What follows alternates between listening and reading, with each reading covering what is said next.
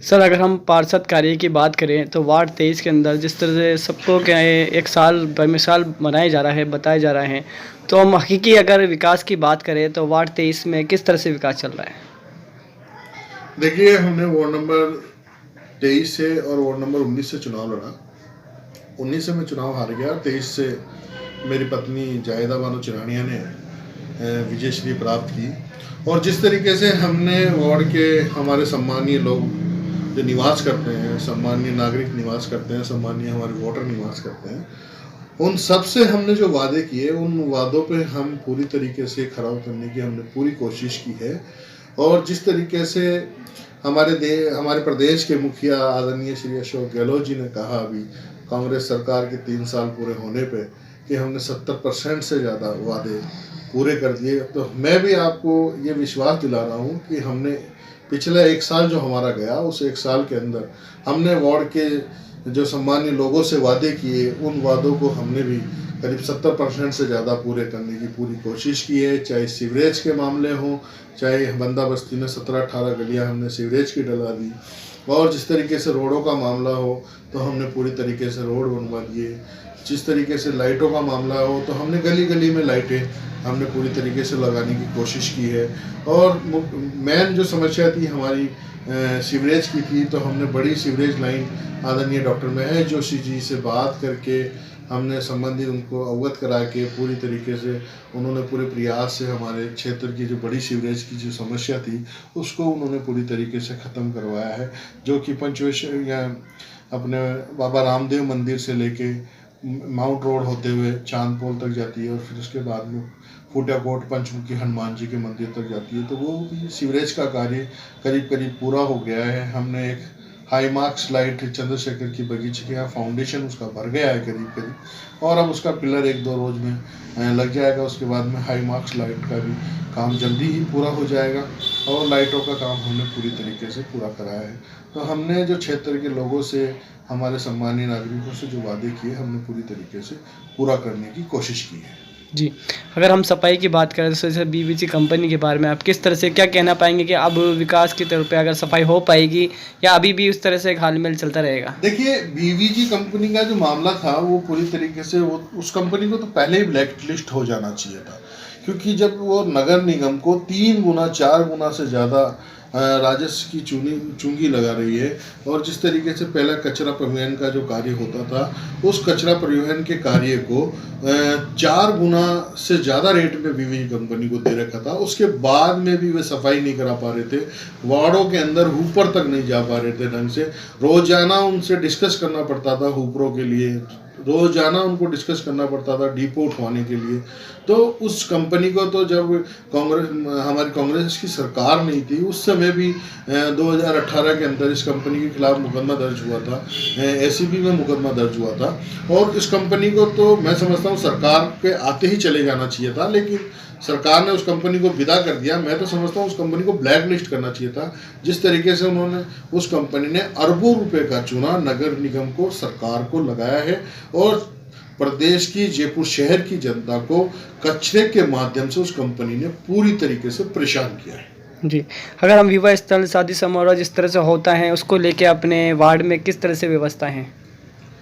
नहीं, गाइडलाइन जिस तरीके से होना चाहिए थी, गाइडलाइन बिल्कुल रेगुलर चलना चाहिए थी। हम तो ये समझते हैं कि नाइट का कर्फ्यू हमेशा हो जाता तो ज़्यादा ठीक था, क्योंकि जब तक अब इस महामारी से तो हमेशा ही लड़ना है ज़्यादातर। लेकिन सरकार की मंशा अच्छी है, सरकार ने पिछली बार भी बहुत अच्छा तरीके से मैसेज दिया। हमारे प्रदेश के जो मुखिया है आदरणीय अशोक गहलोत साहब, उन्होंने भी बहुत अच्छे तरीके से एक मॉडल के रूप में, चाहे भीलवाड़ा का मामला हो, चाहे रामगंज का मामला हो, जिस तरीके से एक विस्फोटक कोरोना उन क्षेत्रों में पूरी तरीके से फैला और उन्होंने एक मॉडल के रूप में लिया उसको, और पूरी दुनिया के अंदर उसका एक मैसेज गया कि जिस तरीके से भीलवाड़ा के अंदर पूरी तरीके से जो मॉडल बनाया माननीय अशोक गहलोत साहब ने और माननीय उस समय के चिकित्सा मंत्री रघु शर्मा जी ने, और जिस तरीके से रामगंज का मामला उठा, तो उस तरीके का एक मॉडल पूरी दुनिया के अंदर एक मैसेज गया कि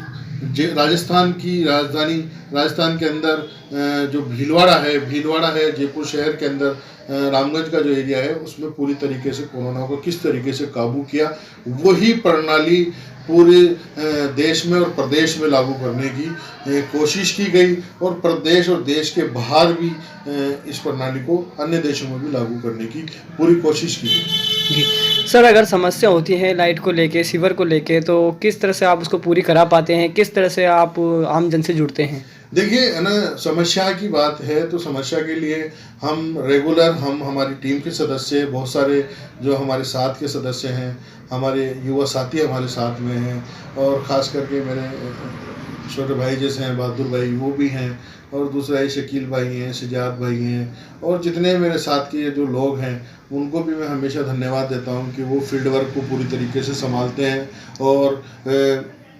मैं स्वयं भी पूरी तरीके से सक्रिय रहता हूं। तो जिस तरीके से क्षेत्र की समस्या होती है उसके अंदर मैं सुबह 10 बजे से लेकर रात को 11-12 बजे तक अवेलेबल रहता हूं, और पूरी तरीके से किसी का फ़ोन 1 घंटे आती है तो मैं तुरंत फ़ोन उठाता हूं, उसका जवाब देता हूं। तो ये एक शहर के मेरे वार्ड के लोगों को कहीं ना कहीं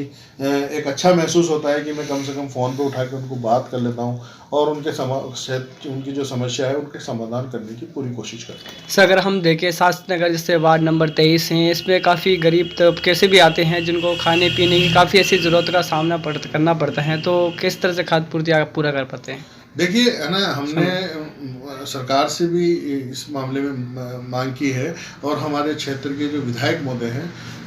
विकास पुरुष हैं, उनसे भी हमने ये बात कही है कि साहब जिस तरीके से गरीब तबका है और उनके खाद्य सुरक्षाओं के अंदर नाम नहीं जुड़े हुए, चूँकि अब हमारे ही शहर के और हमारे जिलाध्यक्ष रहे आदरणीय प्रताप सिंह जी खाचरियावास को संबंधित विभाग, रसद विभाग उनको मिल गया है, तो हमने उनको भी एक पत्र लिखेंगे, उनसे भी हम एक डेलीगेशन के रूप में मिलेंगे कि जिस तरीके से कच्ची बस्तियों के लोग हैं जिनके खाद्य सुरक्षा के अंदर नाम नहीं जुड़े हुए, जिनको राशन का सामग्री नहीं मिलती, क्योंकि ये समस्या कहीं ना कहीं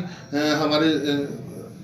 मतलब हर पार्षद को है। उसके अलावा हमारे जो विधायक महोदय हैं उनके पास में भी काफ़ी लोग जाते हैं, वो कहते हैं साहब हमारे राशन चालू नहीं है, हमारे को सामग्री नहीं मिलती है। तो हमने पूरी कोशिश की है इसके अंदर कि हम जल्दी ही माननीय प्रताप सिंह जी खाचरियावास मंत्री महोदय से मिलेंगे। हमारे क्षेत्रीय विधायक आदरणीय डॉक्टर महेश जोशी जी को हमने पत्र भी लिख दिया इस मामले में, और उनको हमने व्यक्तिगत भी जाके कई बार अवगत करा दिया है कि वो जल्दी ही सरकार से बात करके और जिस तरीके से खाद्य सुरक्षा का ये मामला है वो पूरी तरीके से सरकार को लागू कराने की पूरी कोशिश करेंगे। सर, राजस्थान में जिस तरह से गहलोत सरकार है, अगर हम बात करें टेंडर की, जैसे सड़क का टेंडर हो या लाइट से संबंधित टेंडर हो, तो उसको लेके कब तक इस तरह आपका जो बिल पास हो जाता है उस कार्य कैसे चालू हो जाते हैं? देखो ये तो सरकार की एक प्रणाली है, ये तो विभागीय प्रणाली है, इसके अंदर ऐसा कुछ नहीं है। आजकल ये टेंडरिंग का मामला है, सरकार पूरी तरीके से पारदर्शिता के तहत काम करती है। कोई एक चीज़ बहुत अच्छी अगर है, पार्षद लेवल पे अगर आप बताते अपनी समस्या को, ये टेंडर यहाँ पे पास होना चाहिए, इस तरह से जो पार्षद चलना। अपनी समस्या बताए, उसके बाद में वो संबंधित अधिकारियों का काम होता है कि वो उसका एस्टीमेट बनाते हैं, उसको टेंडर प्रक्रिया में लेके जाते हैं। लेकिन पिछले समय से हमारे जो स्वास्थ्य शासन मंत्री हैं आदरणीय धारीवाल साहब, उन्होंने एक प्रणाली बहुत अच्छी लागू की है कि जो कोई भी फर्म अगर टेंडर लेती है और उस फर्म को अगर वो बिलों के अंदर एक लोअर रेट के अंदर को टेंडर लेती है तो उसको उतना अमाउंट वहाँ जमा कराना पड़ता है, तो उसकी गारंटी बतौर। तो ये एक बहुत अच्छी बात है कि वो गारंटी बतौर अगर वो पैसा नगर निगम में जमा रहता है तो संबंधित फर्में भी अच्छी तरीके से काम करती है, और पार्षदों को भी एक्टिव रहना चाहिए काम कराने के लिए, अच्छा काम होना चाहिए, अच्छी क्वालिटी का ध्यान रखना चाहिए। तो ये सब सरकार का, विभाग का, संबंधित का काम है। इसके अंदर तो कोई इसके अंदर ज़्यादा घुसने की आवश्यकता नहीं है, लेकिन हम तो हमारे काम पूरी तरीके से जिम्मेदारी के तहत कराते हैं। 31 को लेके क्या कहना चाहेंगे? जिस तरह से मार्केट में चहल पहल रहती हैं और कोविड-19 को देखते हुए रात की जिस तरह नाइट कर्फ्यू भी है। देखिए 13 का मैं तो कुछ ज़्यादा समझता नहीं हूँ इस मामले में, क्योंकि 13 तो सब एक अलग ही रूप का काम है देश के अंदर। ये विदेशी प्रणाली है, लेकिन हमारे देश के अंदर भी लोग इसको बनाते हैं अच्छी तरीके से। ठीक है, बनाते हैं, लेकिन हम तो यही कहते हैं कि शराब नहीं पीना चाहिए, रात को तेज़ बाइक नहीं चलाना चाहिए, किसी को परेशान नहीं करना चाहिए। जिस तरीके से होटलों के अंदर डांस वगैरह होते हैं ये नहीं होना चाहिए। ये सब बेकार की बातें हैं, ये सब अच्छा नहीं लगता। अब जिस तरीके से कोविड पिछले 2 साल से है, अभी भी सरकार ने आधा घंटे की छूट दी है बड़ी जद्दोजहद के बाद में कि साहब